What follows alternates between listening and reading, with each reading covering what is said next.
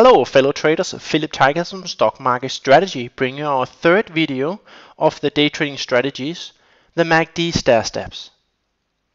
But before I go into the system itself, I want to urge you to watch the video they call the general tips.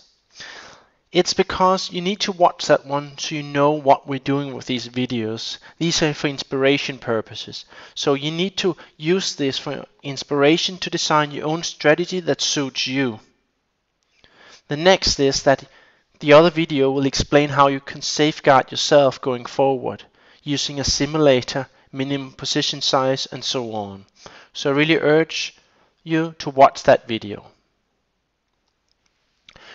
The MACD strategy uses two very important components, of course the MACD itself, but also what we call the stair steps, which is very important because it's only because of the stair steps this strategy works.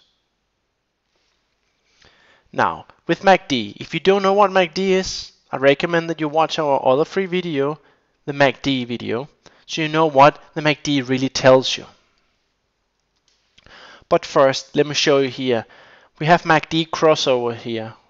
When the MACD, the cyan color, crosses up through the white line, which is the 9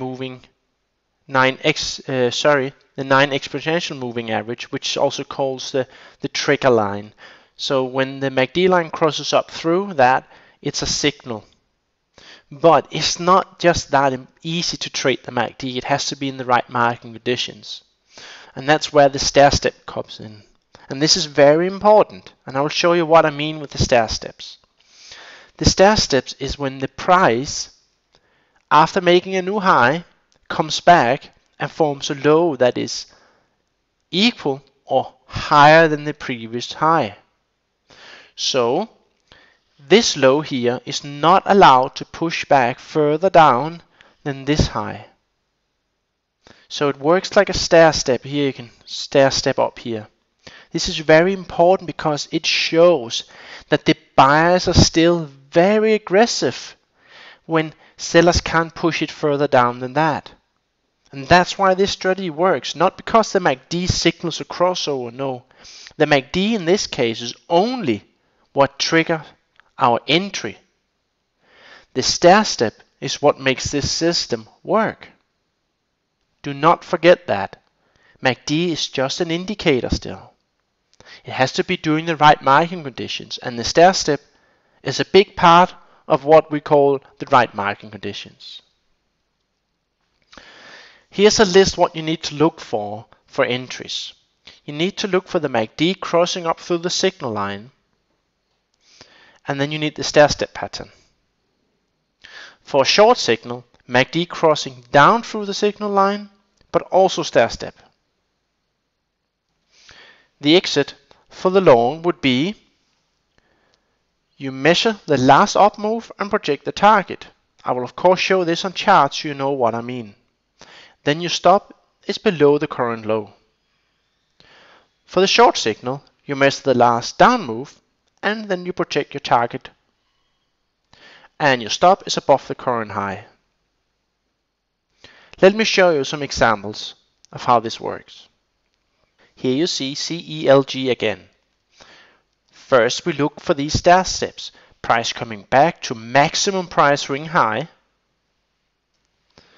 Then we get a cross of the MACD, which is in this case just the entry signal. It's not the reason why the system works, it's the stair step. Then your stop is below that support base area. Then you measure the last up move, and then you project that from the pullback low, and then you get your target. Next, stair step again, price pulls back to maximum price ring high. We get the MACD crossover. Then we place our stop below that swing low. We then measure the up move, and we then project that up, and that's our target.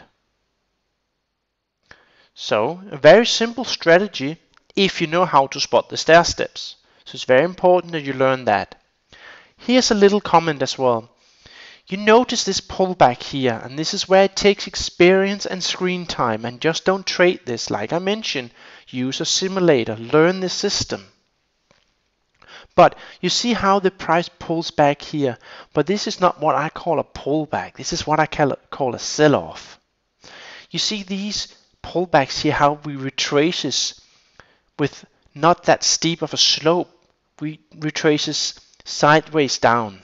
The same here. It's a control pullback. It's what I call a control pullback.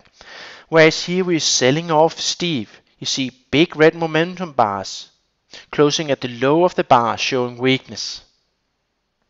When I see that, then I no longer look to trade it. But that doesn't mean that you can avoid these all the time. In this case, I would not take it, but even if you did, it's just part of trading.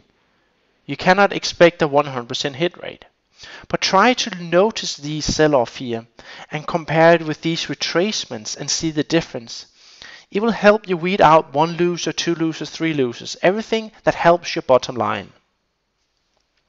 Let's just look at another example. Here we look at Into. We look for the stair step, a control retracement back to the price ring high. Again, look at this control retracement. It's not a sell-off like up here where we just go vertical down. Then we look for a crossover. Again, just as the entry signal.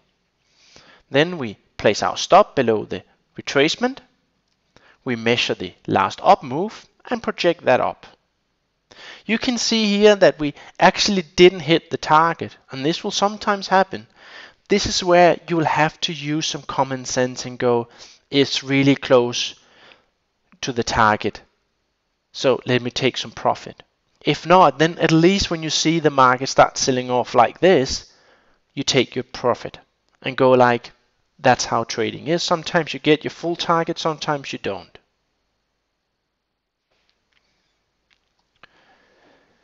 Again, you can increase your edge. You can do that with these simple things, but remember, try to find out your own ways of increasing your edge. But here, the basic system has an edge. We can increase that by going with the trend. This could be a higher time frame trend, or it could simply just be this trend right now.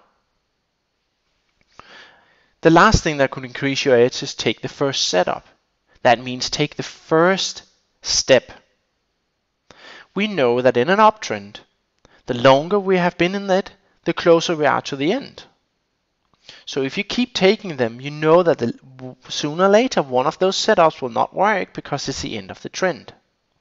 So if you want to have the highest edge, the highest odds of success, you take the basic setup with the trend and only the first setup. But again, this is just an example of how you can improve your edge. You can come up with your own ideas how to filter out the weak trades. Like I mentioned, the right market conditions has to be there, and it's very important. The first could be, like I mentioned, a control retracement / pullback. Not a sell-off, for example, if you're looking to go long. Try to look at the bars. Are they closing at the low? Are they big bars? If they're big sell-off bars, it probably is a sell-off instead of a controlled retracement. But this is where experience comes in and screen time. Second could be clean price charts. Don't trade something that has a lot of rapid swings, big bars the first 5 minutes of the day and then nothing happens during the rest of the day. Or insignificant bars all day long because it's an illiquid stock, for example. Try to find the right stocks as well, the clean charts. Don't trade around holidays. Lower volume means more fake setups. Less volume, the more noise. Don't trade around Fed announcement or other major news. Your setup might be correct. You've done all your analysis. But if there's bad news out or the Fed comes up with something, it can move that stock or future completely the opposite way despite what your charts are telling you. Simply because, the news can do this. Also, sometimes price moves too much based on news and then it moves in your direction again.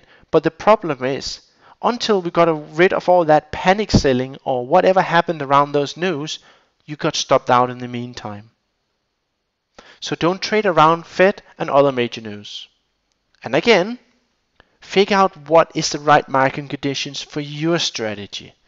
You're using these for inspiration. You might use part of it, you might use it all, combined with your indicators. Then figure out what is the right market conditions from your strategy. Screen time, look at the charts again and again and again. Figure out why some works, some doesn't. Don't forget to subscribe to the channel so you don't miss out on future videos. If you have any questions, please feel free to leave them in the comment section below. And if you like this video, feel free to thumb it up. This ends the video. Have a good day.